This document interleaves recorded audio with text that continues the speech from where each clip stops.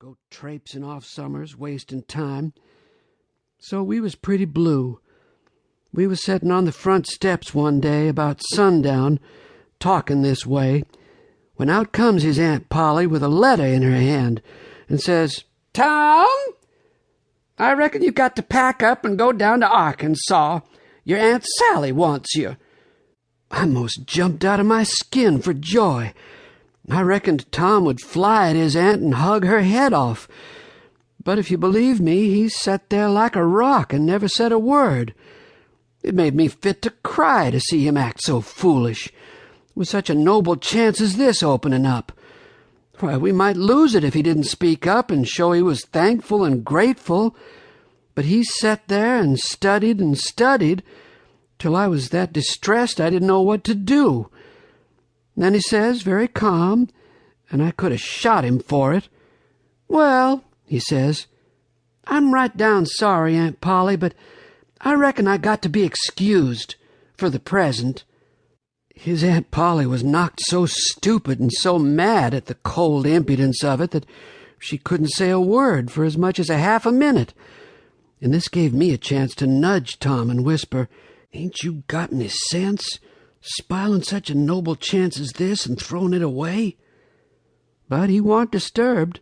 He mumbled back, "Huck, Finn, do you want me to let her see how bad I want to go? Why, she'd begin to doubt right away, and imagine a lot of sicknesses and dangers and objections. And first you know she'd take it all back. You let me alone. I reckon I know how to work her." Now, I never would have thought of that, but he was right. Tom Sawyer was always right, the levelest head I ever see, and always at himself and ready for anything you might spring on him. By this time his Aunt Polly was all straight again, and she let fly. She says, "You'll be excused? You will? Well, I never heard the like of it in all my days. The idea of you talking like that to me! Now take yourself off and pack your traps, and if I hear another word out of you about what you'll be excused from and what you won't, I lay I'll excuse you with a hickory." She hit his head a thump with her thimble as we dodged by, and he let on to be whimpering as we struck for the stairs. Up in his room he hugged me. He was so out of his head for gladness because he was going traveling. And he says, before we get away, she'll wish she hadn't let me go, but she won't know any way to get around it now. After what she's said, her pride won't let her take it back. Tom was packed in 10 minutes, all except what his Aunt and Mary would finish up for him. Then we waited 10 more for her to get cooled down and sweet and gentle again. For Tom said it took her 10 minutes to unruffle in times when half of her feathers was up, but 20 when they was all up. And this was one of the times when they was all up. Then we went down, being in a sweat to know what the letter said. She was setting there in a brown study with it laying in her lap. We sat down, and she says, "They're in considerable trouble down there, and they think you and Huck'll be a kind of diversion for them. Comfort, they say. Much of that they'll get out of you and Huck Finn, I reckon. There's a neighbor named Brace Dunlap that's been wanting to marry their Benny for 3 months.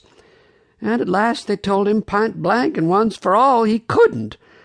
So he has soured on them, and they're worried about it. I reckon he's somebody they think they better be on the good side of, for they've tried to please him by hiring his no-account brother to help on the farm, when they can't hardly afford it, and don't want him around anyhow." "Who are the Dunlaps?" "They live about a mile from Uncle Silas's place, Aunt Polly. All the farmers live about a mile apart down there, and Brace Dunlap is a long sight richer than any of the others, and owns a whole grist of niggers. He's a widower, 36 years old, without any children, and is proud of his money and overbearing, and everybody's a little afraid of him. I judge he thought he could have any girl he wanted just for the asking, and it must have set him back a good deal when he found he couldn't get Benny. Why, Benny's only half as old as he is, and just as sweet and lovely as— well, you've seen her. Poor old Uncle Silas. Why, it's pitiful, him trying to curry favor.